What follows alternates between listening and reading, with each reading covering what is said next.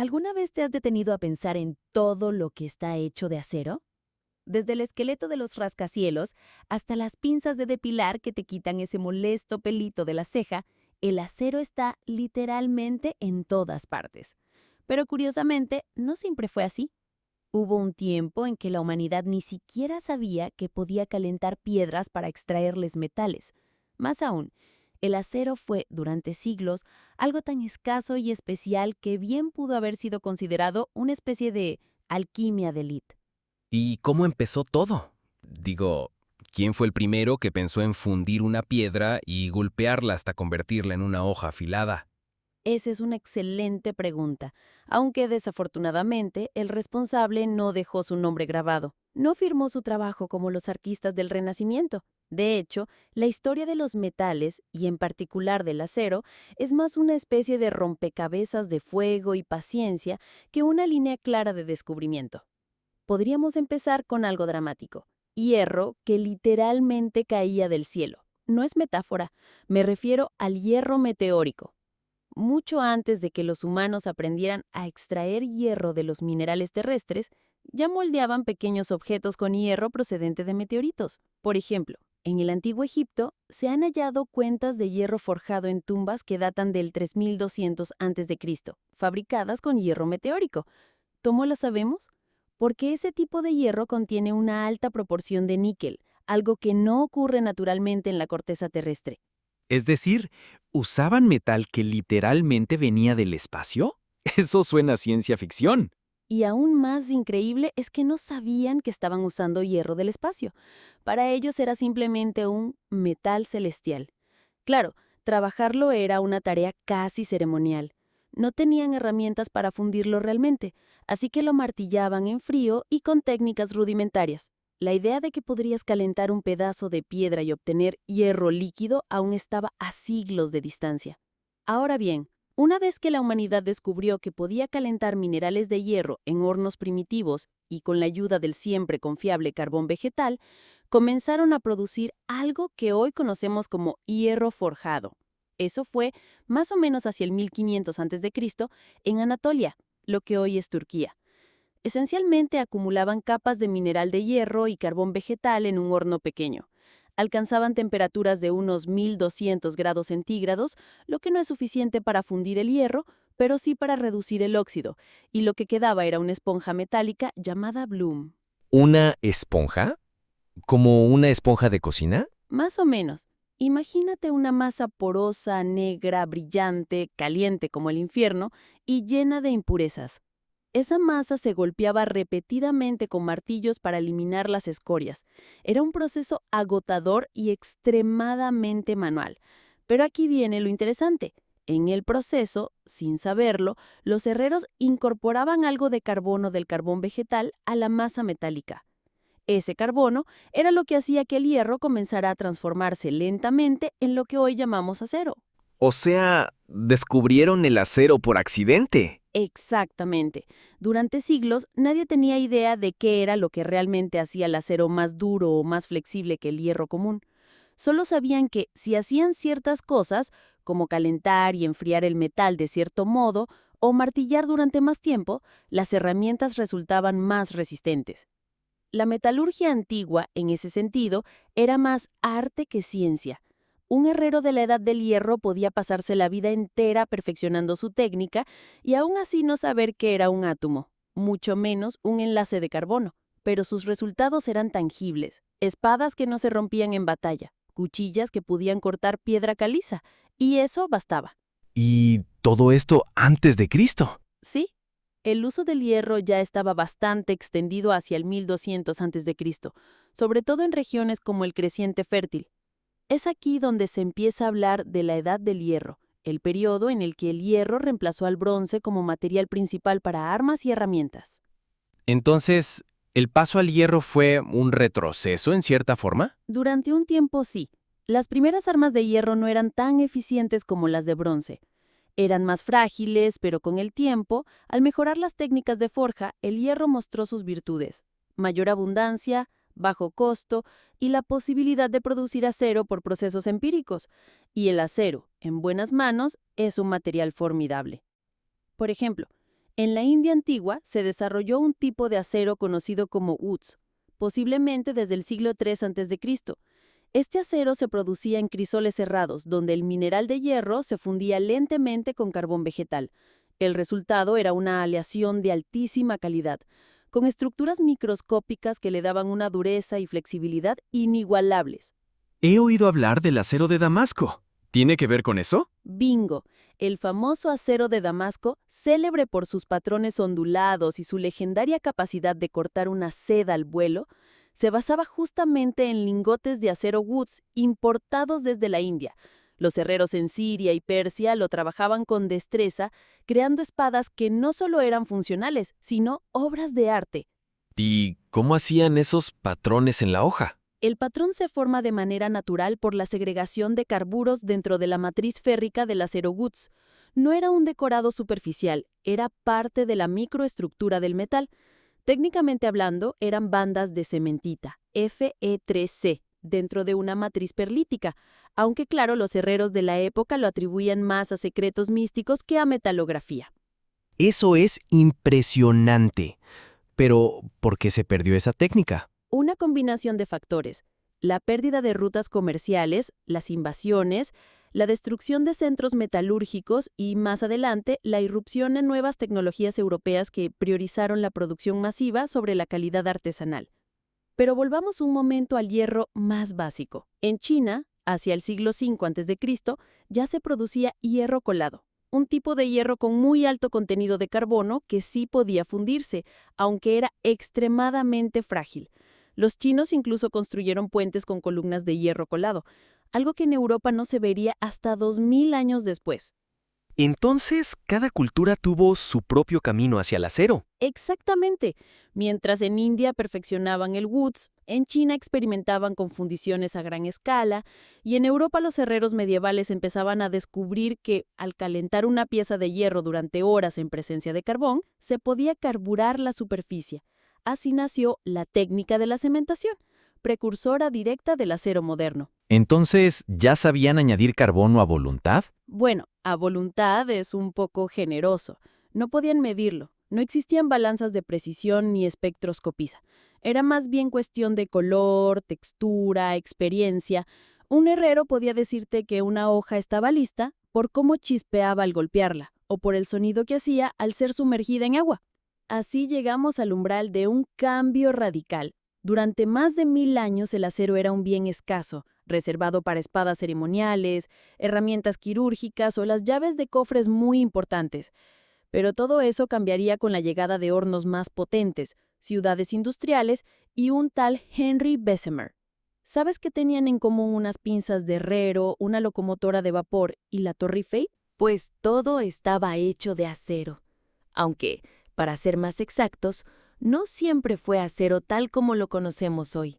Durante siglos, producir acero era como hacer un soufflé perfecto sin receta. Requería intuición, práctica y mucha suerte. Pero todo eso cambió con una de las transformaciones tecnológicas más drásticas de la historia, la Revolución Industrial. Eso fue en Inglaterra, ¿no? Correcto, aunque podríamos decir que el mundo entero vibró con su eco. Pero enfoquémonos en cómo esta revolución, que empezó por la necesidad de mover más carbón y fabricar más textiles, acabó desatando una fiebre por el acero. Fue una época en que los metales ya no eran algo que se trabajaba a fuego lento en una herrería, sino que empezaban a producirse por toneladas, impulsando ciudades, imperios y locomotoras. Primero, retrocedamos un poco. A mediados del siglo XVIII, el hierro seguía siendo un material dominante, pero su producción aún era limitada. El hierro forjado se fabricaba en hornos de reducción directa, esos donde no se funde el hierro, sino que se calienta junto al carbón para eliminar oxígeno. Luego venía la forja manual, martillazo tras martillazo. Eficiente no era, pero el hierro colado, ese que se podía fundir, era demasiado frágil para la mayoría de las aplicaciones. Contenía demasiado carbono, a veces hasta un 4.5%, lo que lo volvía quebradizo como una galleta. ¿Y el acero? El acero en ese entonces era una rareza industrial. Se hacía principalmente con métodos como la cementación, que consistía en tomar barras de hierro forjado y calentarlas durante varios días con carbón vegetal. Esto impregnaba la superficie con carbono, pero no de manera homogénea.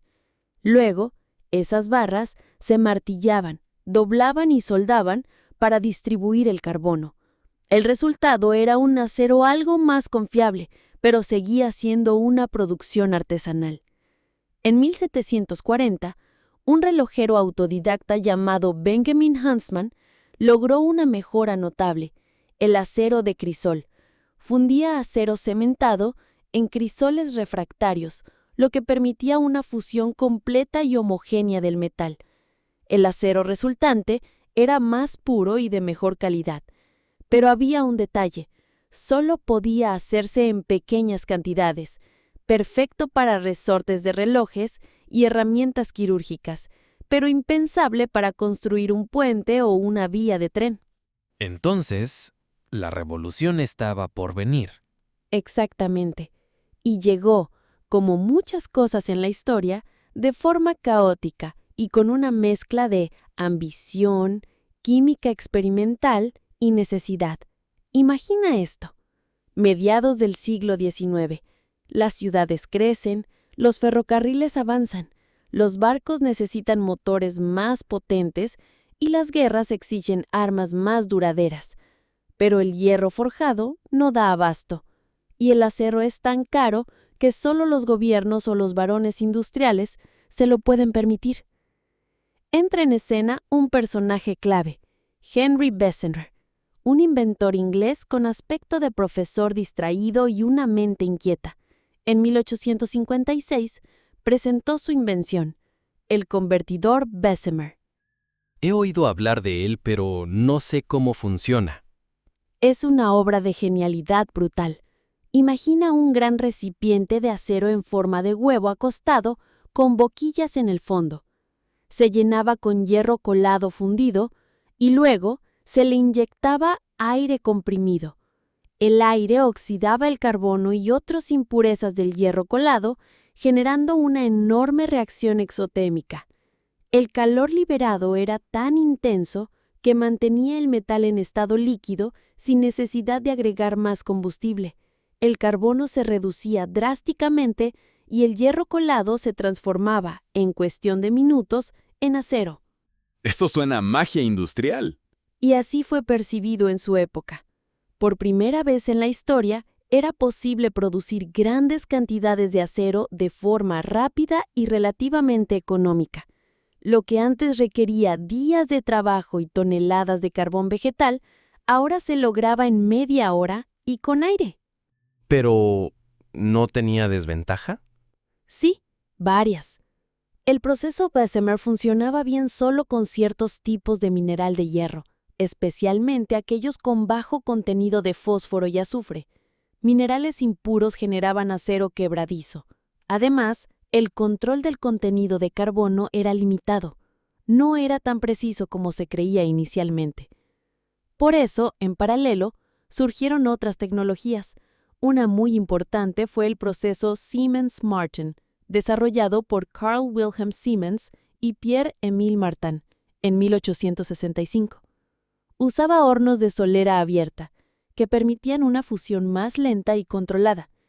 Aunque menos espectacular que el convertidor Bessemer, el proceso Siemens-Martin ofrecía algo vital: flexibilidad. Podía reciclar chatarra, usar una gama más amplia de minerales y ajustar mejor la composición del acero. O sea que uno era rápido y barato y el otro era más preciso. Exactamente. Durante décadas coexistieron. Los ingenieros preferían el proceso Siemens-Martin para estructuras que requerían tenacidad, como puentes y vigas. Bessemer, en cambio, dominó la producción de raíles para trenes que exigían grandes volúmenes, pero no tanta ductilidad. Y en medio de todo esto, algo más pasaba. La disponibilidad masiva de acero impulsó toda una transformación cultural e industrial. Surgieron ciudades verticales, con esqueletos metálicos en lugar de muros de carga. Se construyeron puentes que desafiaban la gravedad, como el famoso puente de Brooklyn de 1883, que contenía miles de toneladas de acero de crisol. Y se creó la Torre Eiffel en 1889, que con sus 300 metros fue un canto de acero a la ingeniería moderna. Entonces, el acero permitió literalmente construir hacia el cielo. Y hacia el interior de la Tierra también. Las minas se expandieron, los ferrocarriles se multiplicaron, y la guerra, tristemente, se volvió más mortífera. El acero sirvió para fabricar desde cañones hasta acorazados. La Primera Guerra Mundial no podría haberse peleado como se peleó sin acero. Pero no todo era conflicto. El acero también revolucionó la vida cotidiana. Se fabricaron electrodomésticos, bicicletas, herramientas para agricultores. A finales del siglo XIX, había acero en las cocinas, en los hospitales, en las fábricas de juguetes. ¿Y todo eso gracias a soplar aire a través de un caldero gigante? Ese fue el punto de partida. Pero como toda revolución, lo que empezó con un invento se convirtió rápidamente en un ecosistema de innovación. Los laboratorios comenzaron a estudiar el acero como nunca antes. Se comprendieron mejor las fases de la aleación hierro-carbono, la austenita, la perlita, la martensita. Se desarrollaron nuevas técnicas de tratamiento térmico y empezaron a surgir los aceros aliados, aquellos que incluían elementos como níquel, cromo, tungsteno, molibdeno. ¿Y qué pasó con Bessemer? ¿Terminó rico? Riquísimo, aunque también tuvo que luchar bastante para que su proceso fuera aceptado. Al principio, muchos metalurgistas lo ridiculizaron, pero con el tiempo, su invento transformó el planeta. Hoy, una placa con su nombre decora la ciudad de Sheffield, corazón del acero británico. Vaya, ¿quién diría que soplar aire podría cambiar la historia? Después del convertidor Bessemer y los hornos de solera abierta, pensé que el acero ya había alcanzado su máxima expresión, pero parece que apenas estaba calentando motores. Oh, absolutamente. El siglo XX fue, sin exagerar, el gran laboratorio metalúrgico del planeta. Imagínalo como un juego donde los humanos empiezan a entender de verdad los secretos del acero, su estructura, su alma. Se vuelve más que una aleación, se convierte en ciencia. ¿Por dónde empieza esta evolución? Con una paradoja. Aunque se producían miles de toneladas, el acero seguía siendo algo que, a nivel microscópico, no se entendía del todo. Se sabía que el carbono era clave, que los tratamientos térmicos hacían maravillas, pero no se conocían del todo las razones. La estructura interna del acero era una caja negra, hasta que la metalografía moderna apareció. Y aquí entra uno de los instrumentos más cruciales de la ciencia de materiales, el microscopio metalográfico. Inventado en el siglo XIX, pero perfeccionado en el XX, este dispositivo permitió mirar dentro del acero, literalmente, no solo como un metal fundido, sino como un mosaico de granos, fases, inclusiones y bordes. ¿Y qué descubrieron? Descubrieron un universo. Imagina esto. Al enfriar un acero desde el estado líquido, el hierro se va ordenando en fases sólidas diferentes según la temperatura y la composición. La austenita, una fase cúbica centrada en las caras, aparece a altas temperaturas. Luego, si se enfría lentamente, se transforma en perlita, una mezcla de ferrita y cementita, con un patrón similar al de un sándwich de capas. Pero si se enfría muy rápido, como en el temple, se forma la temida y deseada martensita, una estructura dura y frágil, cargada de tensiones internas. ¿Entonces el acero es como un transformer? Más o menos. Cambia de forma según cómo lo enfríes, lo calientes o lo alees. Y esa fue la gran revelación. No todo era carbono, se empezó a experimentar con aleaciones. Se le añadía cromo, níquel, manganeso, vanadio, molibdeno, cada uno con un papel diferente. Aumentar dureza, mejorar resistencia a la corrosión, permitir uso a altas temperaturas o impedir la formación de ciertas fases. Y así llegamos a una de las invenciones más icónicas del siglo, el acero inoxidable. Ese sí lo conozco. Está en todos lados, en cuchillos, quirófanos, cocinas. Exacto. Su historia es muy curiosa. En 1913, un ingeniero británico llamado Harry Brearley buscaba una aleación para barriles de armas que resistiera la erosión. Mezcló acero con 12.8% de cromo y lo dejó reposar. Tiempo después, notó que una de las muestras no se oxidaba. Esa fue la primera prueba funcional de un acero inoxidable. El truco del cromo es que, al reaccionar con el oxígeno, forma una película pasiva de óxido de cromo que protege al resto del metal. A diferencia del óxido de hierro, que se descascara y sigue corroyándose, este se queda ahí, como un escudo invisible. Una armadura química. Justamente, y lo mejor es que se regenera si se raya. Por eso se volvió indispensable en ambientes agresivos, plantas químicas, quirófanos, industria alimentaria. Pero no todo era brillo. En paralelo, el acero también se obscurecía en el campo de batalla. En las guerras mundiales, el acero fue un protagonista silencioso pero decisivo. Se usó para fabricar desde cascos hasta tanques, desde barcos acorazados hasta las primeras bombas aéreas de gran tonelaje. ¿Y también aviones? Sí, aunque allí el acero fue pronto reemplazado por aluminio y titanio, por razones de peso. Pero en motores, blindajes, trenes de aterrizaje y elementos estructurales, el acero seguía presente. Los aceros endurecidos por tratamiento térmico se convirtieron en la norma para resistir impactos y mantener tolerancias mecánicas en condiciones extremas. En la posguerra, el acero se refinó aún más. Se desarrollaron aceros rápidos o high-speed steels, que mantenían su dureza incluso a 500 grados Celsius, lo cual era ideal para herramientas de corte. Esto revolucionó la manufactura. Ahora podías maquinar metales más rápido, durante más tiempo y con mayor precisión. También aparecieron los aceros Maraging o Maraging Steels. Estos son aceros que, curiosamente, no obtienen su dureza del carbono sino de la precipitación de intermetálicos tras un envejecimiento térmico. Fueron claves en componentes aeronáuticos, cohetes y moldes industriales. O sea que el siglo XX fue una especie de renacimiento para el acero. Más bien un laboratorio sin descanso, porque no solo se desarrollaban aleaciones, se perfeccionaban los procesos de fabricación. El horno eléctrico de arco permitió fundir aceros con mucha precisión y pureza. La colada continua, implementada a gran escala en los años 50, reemplazó el vertido tradicional en lingotes. Ahora el acero podía salir del horno, solidificarse como una banda continua y entrar directamente a los trenes de laminación. Menos energía, menos desperdicio, mejor calidad. ¿Y qué hay de la reciclabilidad? Otro gran avance. El acero es infinitamente reciclable.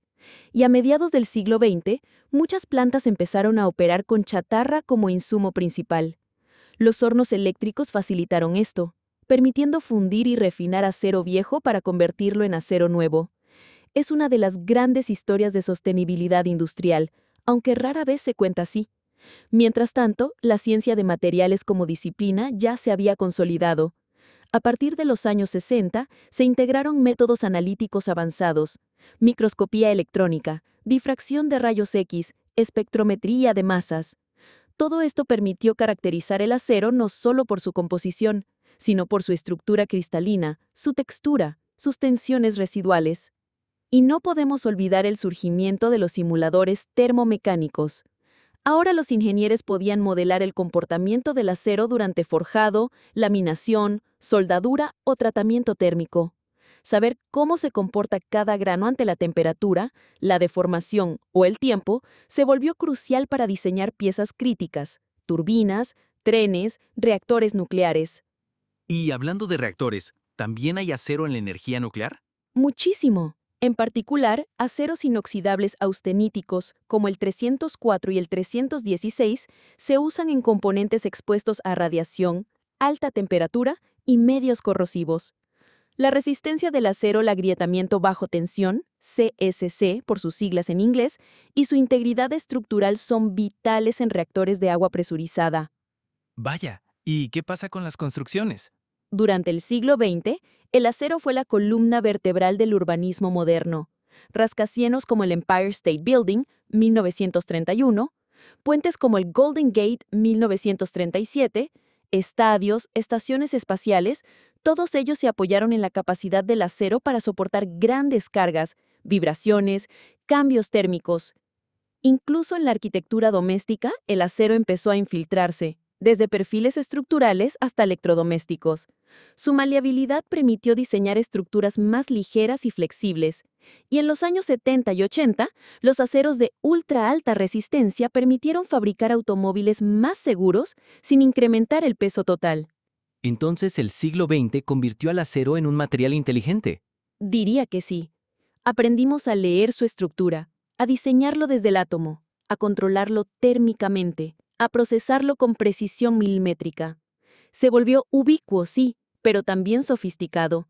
Dejó de ser solo fuerte y pasó a ser adecuado.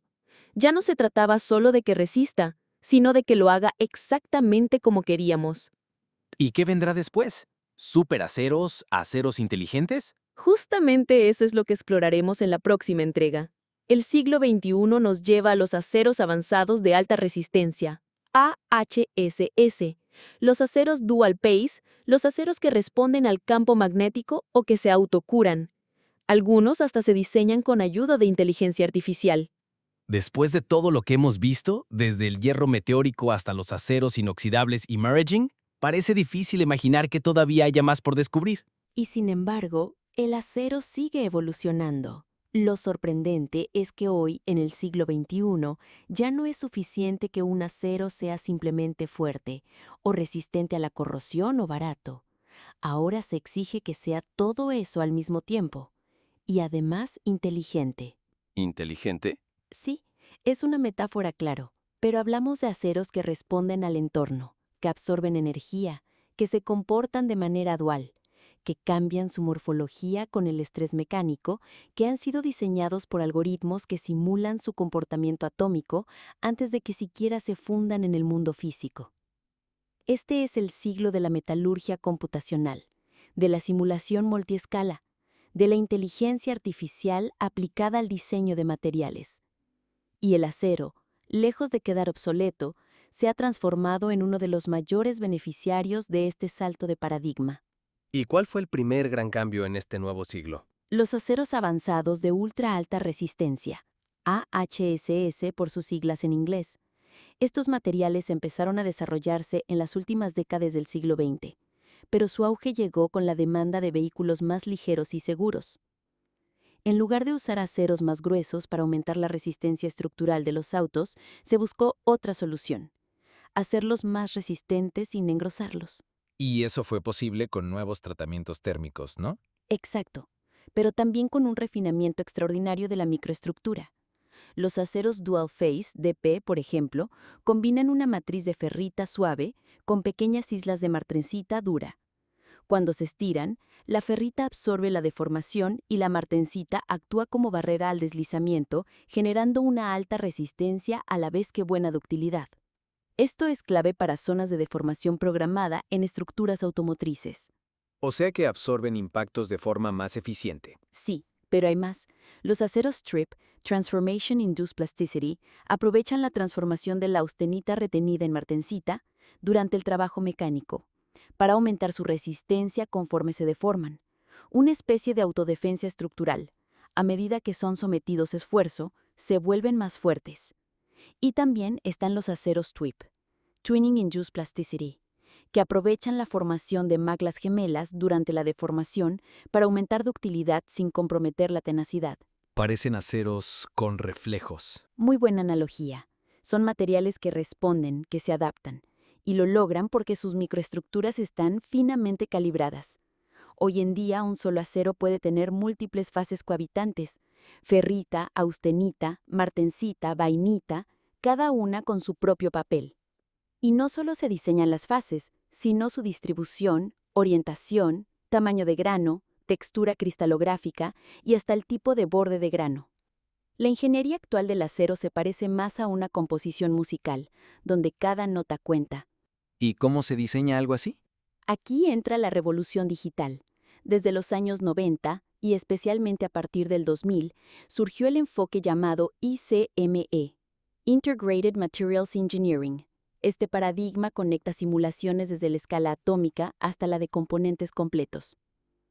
Por ejemplo, Puedes modelar la interacción de átomos de carbono con átomos de hierro usando dinámica molecular. Luego usar modelos termodinámicos tipo CALPHAD, Calculation of Phase Diagrams, para predecir qué fases aparecerán a determinadas composiciones y temperaturas. Después, simulas la evolución de granos y la formación de defectos con modelos de crecimiento de fase o recristalización. Finalmente, todo esto se traduce en un acero con una microestructura predecible, incluso antes de fundirse en el mundo físico. Es decir, que ya no necesitas ensayar a ciegas. Exacto. Este enfoque permite acelerar el desarrollo de nuevos aceros. Lo que antes tomaba décadas de ensayo y error, ahora se puede hacer en meses. Incluso se pueden crear aceros a la medida, para turbinas eólicas, para cápsulas espaciales, para implantes biomédicos. Y no solo es simulación, también se aplica Machine Learning. Existen bases de datos de propiedades, microestructuras, diagramas de fases, curvas de fluencia, etc. Los algoritmos encuentran correlaciones que ni siquiera los metalurgistas humanos habían sospechado. Así, nacen composiciones nuevas, tratamientos térmicos no convencionales y combinaciones híbridas con propiedades inéditas. ¿Estamos hablando de inteligencia artificial que diseña materiales? Sí, y ya está ocurriendo. En grandes empresas siderúrgicas, como Nippon Steel, ArcelorMittal o POSCO, hay departamentos enteros dedicados a diseño asistido por IA. También en centros de investigación avanzada, como el Materials Genome Initiative, impulsado por el gobierno de Estados Unidos, donde se busca catalogar y predecir el comportamiento de todos los materiales conocidos, incluido el acero. ¿Y cuáles son las aplicaciones? ¿Dónde se están usando estos superaceros? En todas partes. En la industria automotriz, los AHSS permitieron reducir el peso de los vehículos en un 25 a 30% sin comprometer la seguridad. Esto ha sido vital para cumplir regulaciones de emisiones. En la energía eólica y solar, se utilizan aceros con alta resistencia a fatiga térmica y resistencia al agrietamiento asistido por hidrógeno. En la industria aeroespacial, se desarrollan aceros resistentes a radiación y al vacío. Incluso en la exploración espacial, algunas estructuras internas están hechas con aceros inoxidables, diseñados específicamente para ciclos térmicos extremos y exposición al oxígeno atómico. También está el campo de los biomateriales. Los aceros inoxidables tipo 316L se usan en implantes quirúrgicos, pero ahora se diseñan microestructuras que inhiben la proliferación bacteriana sin necesidad de recubrimientos. Y en campos como la robótica blanda o la construcción 4.0, se exploran aceros flexibles, capaces de autorrepararse o que cambian de forma ante estímulos eléctricos. ¿Y en términos de sostenibilidad, hay aceros verdes? Buena pregunta. Uno de los grandes retos actuales es la huella de carbono de la industria del acero, que representa casi el 8% de las emisiones globales. Por eso se desarrollan tecnologías como hornos eléctricos alimentados con energía renovable, reducción directa con hidrógeno, H2DR, en lugar de coque, acero reciclado 100% sin necesidad de mineral virgen, optimización de ciclos de vida de componentes, con aceros que duren más y puedan reprocesarse sin perder propiedades. Además, el uso de IA permite reducir el número de iteraciones físicas con el consiguiente ahorro energético. Ya hay plantas en Suecia y Japón produciendo aceros sin emisiones netas, y otras que desarrollan aceros ecodiseñados, con menor contenido de elementos críticos o reciclados de forma más limpia. O sea que el acero del siglo XXI no solo es más fuerte, también más consciente. Sí, hemos pasado del acero que se forjaba con intuición al acero que se diseña con datos, de martillos a modelos, de hornos a algoritmos. Y sin embargo, sigue siendo en esencia una historia de hierro y carbono, solo que ahora entendemos los secretos que antes estaban ocultos entre los granos. Hasta ahora, hemos recorrido miles de años de historia. El acero ha pasado por civilizaciones, revoluciones industriales, guerras, paz, exploración y hasta algoritmos. ¿Qué podría quedarle por hacer? Todo. El acero no está en su epílogo, está en su prólogo. Solo que ahora su historia no se mide en siglos, sino en ciclos de innovación. Lo que estamos viendo es que el acero no se limita ya a las estructuras visibles. Está entrando en campos que parecerían reservados a materiales exóticos. ¿Cómo cuáles? Tomemos la infraestructura espacial. Hasta hace unos años, pensar en estructuras de acero en el espacio era una herejía. Demasiado denso, demasiado pesado. El aluminio y los compósites eran los protagonistas. Pero ahora, con nuevas aleaciones avanzadas como aceros inoxidables tipo 301 y 304L, con tratamientos criogénicos, se está reconsiderando el papel del acero, especialmente para aplicaciones en órbita baja terrestre y sistemas de aterrizaje y despegue reutilizables. SpaceX, por ejemplo, está utilizando acero inoxidable 300X en sus prototipos de cohetes Starship. ¿Por qué? Porque es más barato, más resistente a los cambios térmicos extremos y más fácil de trabajar que los compósites de carbono. Además, en el vacío del espacio, el peso no es tan problemático como durante el despegue. O sea que el acero va al espacio. De nuevo. Sí, pero ahora para quedarse. También se están estudiando aceros para hábitats lunares y marcianos, especialmente en forma de estructuras inflables recubiertas o módulos impresos in situ, con polvo metálico y sinterización solar, porque el hierro es uno de los elementos más abundantes en la superficie marciana. Literalmente hay óxidos de hierro por todas partes. Si aprendemos a reducirlos eficientemente, podríamos producir acero localmente en otros planetas. Es como fundir el futuro, pero fuera del planeta. Y no solo eso. Pensemos ahora en la computación cuántica. ¿Qué tiene que ver el acero aquí? Pues más de lo que parece. Uno de los grandes retos de la computación cuántica es mantener los circuitos a temperaturas cercanas al cero absoluto. Esto requiere aislamiento magnético, térmico y estructural. En muchos diseños se utilizan aleaciones específicas de acero inoxidable con muy bajo contenido de carbono y magnetismo residual. Hay una aleación conocida como Mu Metal, con alto contenido de níquel y pequeñas cantidades de hierro, que se usa como blindaje contra campos magnéticos. Es esencial en laboratorios donde se manipulan qubits.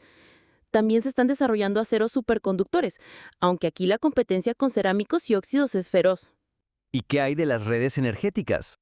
Hoy se habla mucho de generación distribuida, microgrids. Exacto. Aquí entra otro campo fascinante, los aceros eléctricos.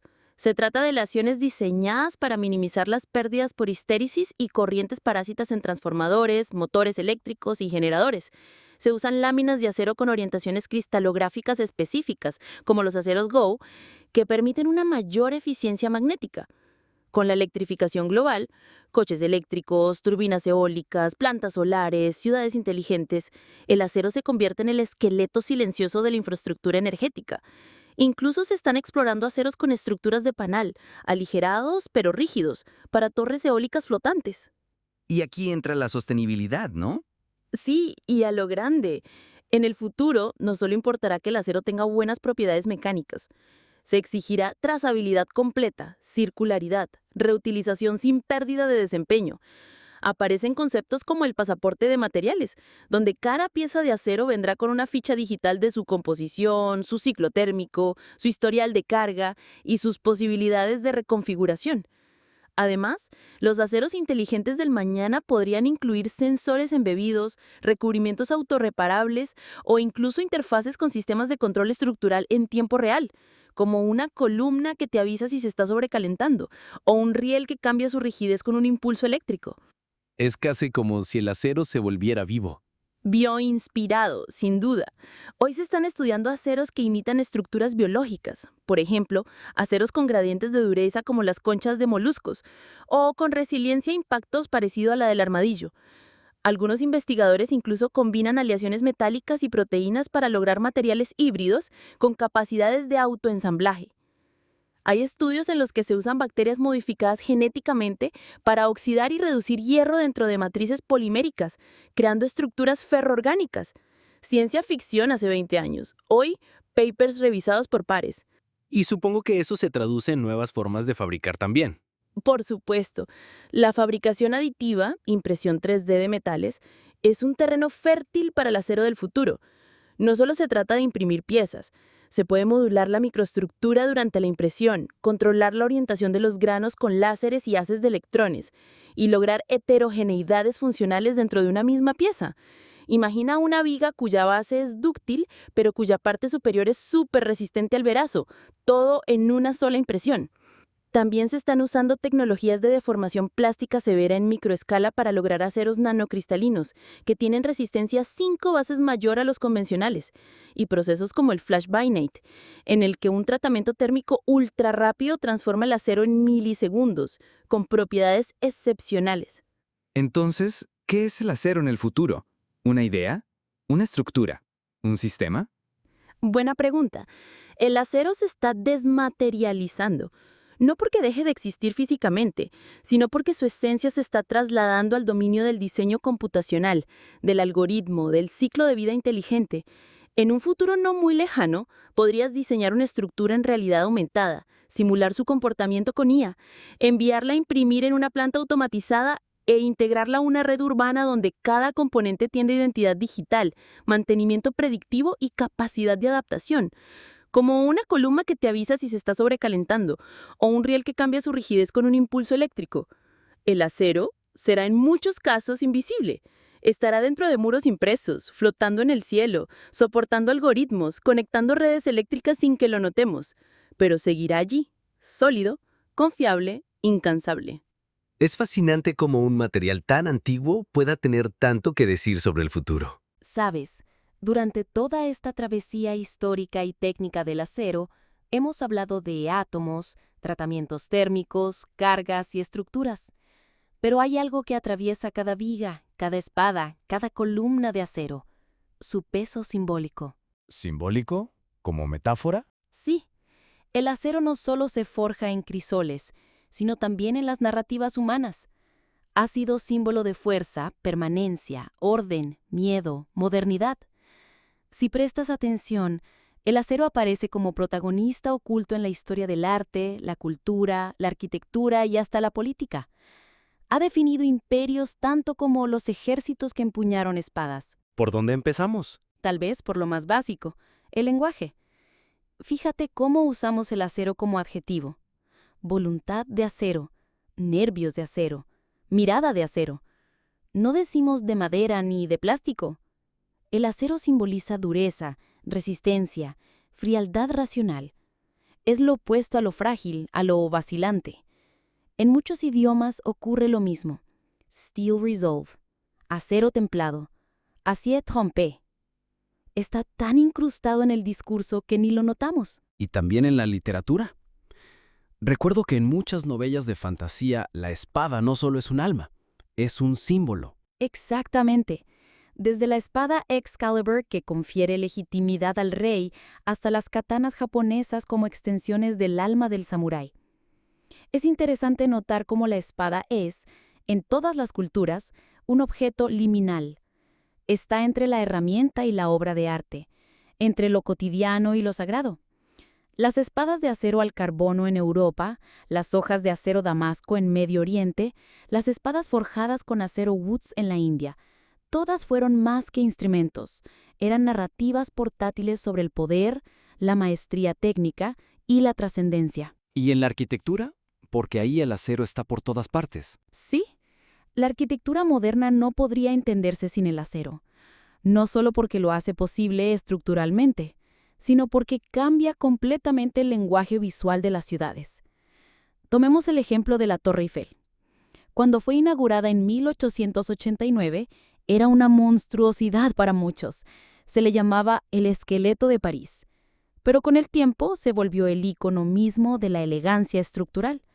Su diseño, basado en cálculos rigurosos de cargas de viento y esfuerzos, fue posible gracias a las propiedades del acero estructural.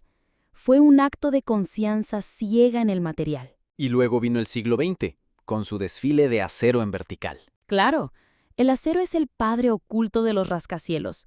Piensa en el Empire State, en el Chrysler Building, en las Torres Petronas o en el Burj Khalifa. Todos existen porque hay acero en su esqueleto. Sin acero tendrías que usar muros de carga de concreto de 6 metros de espesor. Serían inútiles. El acero permite la arquitectura de la ligereza, de la luz, permite la ciudad vertical. Incluso movimientos como el estilo internacional, ese de las fachadas de vidrio y acero, son ejercicios de exaltación técnica. Mies van der Rohe, uno de sus pioneros, decía: la estructura es espiritual. Y se refería al acero. Nunca lo había pensado así. Yo siempre creí que los arquitectos usaban acero porque era práctico. Y lo es, pero también es expresivo. Por eso hay edificios donde el acero se deja expuesto, como si se dijera, esto no solo es lo que sostiene el edificio, esto es el edificio. Ejemplo, el Centre Pompidou en París. Allí las vigas, los tubos, los remaches, todo lo que usualmente se esconde está al frente. Es una declaración ideológica. Lo técnico también es bello. ¿Y en el arte? Muchísimo más de lo que imaginas. Desde esculturas cinéticas como las de Alexander Calder o George Rickey, hasta los monolitos de Richard Serra, gigantes de acero cortén que parecen naufrajes de otro tiempo. Estos artistas exploran la masa, la oxidación, la tensión latente del acero. Incluso el minimalismo encontró en el acero una forma de decir más con menos. Donald Judd, por ejemplo, usaba planchas de acero inoxidable para crear estructuras geométricas repetitivas. El material se volvía parte del mensaje, industrial, frío, abstracto, pero profundamente humano en su ambición de orden. Eso me recuerda a las esculturas públicas, como el Cloud Gate en Chicago. Sí, esa es de Anish Kapoor, popularmente conocida como The Bean. Está hecha con 168 placas de acero inoxidable soldadas sin costuras visibles. La superficie curva refleja el cielo y la ciudad en un gesto casi poético de distorsión. Es acero que devuelve la mirada, que se vuelve espejo del entorno urbano. ¿Y qué hay del cine, los videojuegos, los cómics? Ahí el acero muta en símbolo de fuerza y destino. Superman, el hombre de acero. Terminator, el androide de metal que regresa del futuro. Iron Man, literalmente un hombre en armadura de aleación avanzada. Son figuras que combinan lo humano y lo inhumano, lo técnico y lo emocional. Representan el ideal moderno de poder controlado. ¿Y en los videojuegos? Las armas, las armaduras, los edificios, el acero es casi un personaje. Desde Dark Souls hasta Half-Life, el acero está ahí para decirte, esto es real, esto puede romperse, esto puede resistir. Es decir que, aunque no lo notemos, el acero forma parte del imaginario colectivo. Sí, está en nuestra estética, en nuestros sueños industriales, en nuestros temores a la deshumanización y también en nuestras utopías de orden y belleza. En el siglo XX, cuando la humanidad soñó con máquinas que la liberaran, soñó en acero. Y eso se ve también en la política. Los desfiles militares con misiles montados en camiones de acero, los bustos de acero en plazas soviéticas, la retórica de puño de acero, o al revés, los movimientos artísticos que lo rechazan, que dicen, no queremos más ciudades de acero y humo, queremos barro y madera.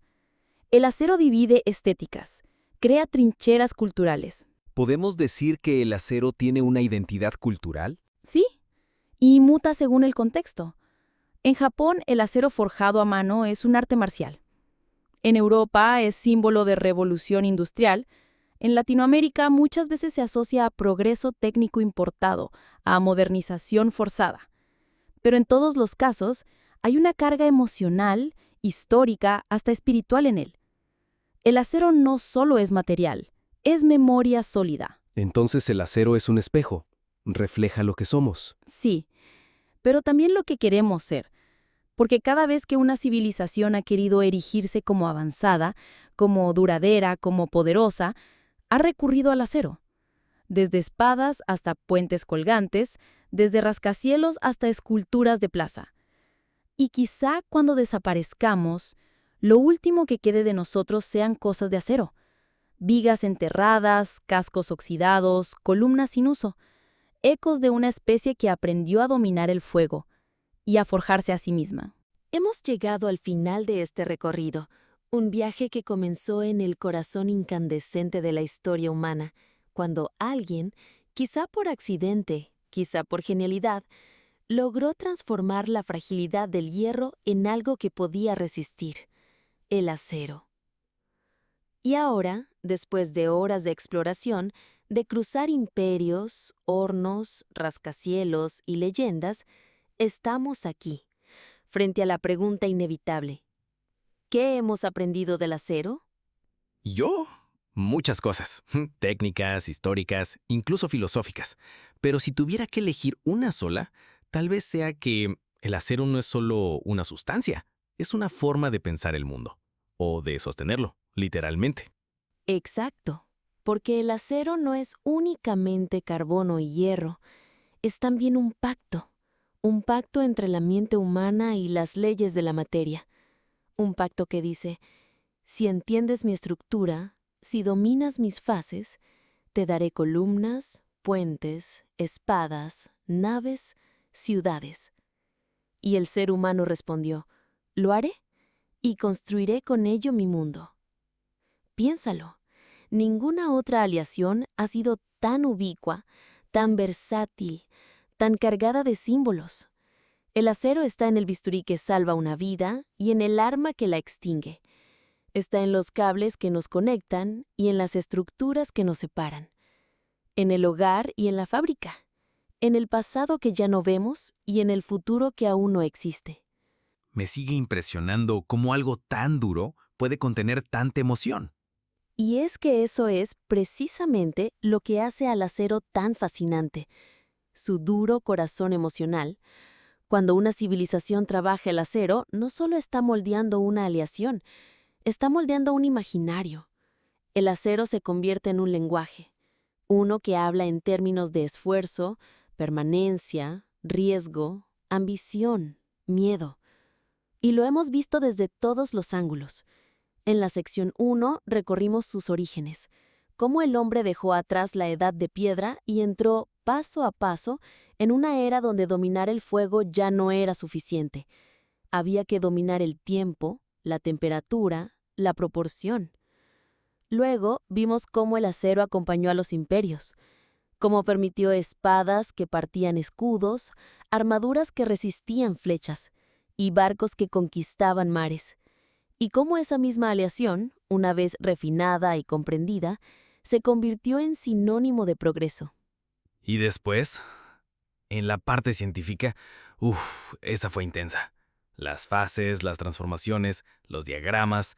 Me costó al inicio, pero cuando entendí que todo ese mundo atómico nos permite diseñar propiedades a voluntad, quedé impresionado. Y no es para menos, porque allí es donde la historia y la ciencia se abrazan, donde el dominio del carbono, el temple, la martensita y la perlita se convierten en código técnico para escribir las infraestructuras del mundo. Pero también hablamos del acero como lenguaje cultural, como símbolo de modernidad, de fe, de poder, de belleza. Desde los versos que hablan de espadas brillantes hasta los rascacielos que desafían al cielo. Desde los robots de ciencia ficción hasta las esculturas que nos obligan a contemplar el peso del tiempo. Y el futuro, ¿no? Me dejaste pensando con eso. ¿Qué vendrá después? Esa es la gran pregunta. El acero nos ha traído hasta aquí, pero el porvenir es complejo. Hoy hablamos de aceros inteligentes, de compuestos ultraligeros, de aceros con memoria de forma, de estructuras que se autorreparan. Hablamos de sostenibilidad, de reciclaje, de nuevas fronteras donde el acero compite con cerámicos, polímeros, materiales compuestos. Pero incluso si algún día el acero deja de ser el protagonista, su legado ya está fundido en nosotros, porque cada vez que diseñamos algo con criterio, con lógica, con arte, estamos siguiendo la estela de quienes aprendieron a templar el hierro. Estamos siguiendo el ritmo del yunque y el martillo, aunque nuestros laboratorios hoy usen láseres y algoritmos.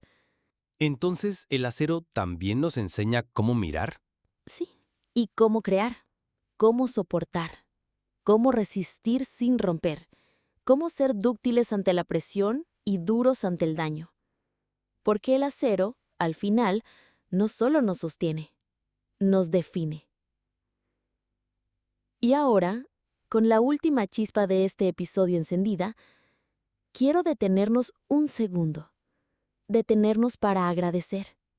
Agradecer a quienes desde la oscuridad de una mina o la luz de un laboratorio han hecho posible que hoy estemos aquí hablando de acero. A quienes forjan sin descanso, a quienes investigan sin aplauso, a quienes transforman el mundo 1 milímetro a la vez. pero sobre todo, a ti, que escuchaste, que te quedaste, que hiciste espacio en medio del ruido del mundo para aprender, para asombrarte, para pensar.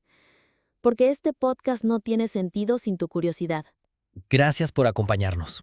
Gracias por haber sido parte de esta conversación improbable, que empezó con una aleación y terminó, como todo lo importante, hablando de nosotros. Nos encontraremos en la próxima historia. Tal vez no en una forza, tal vez en un circuito, en una célula, en un sueño tecnológico aún por inventar, pero siempre con el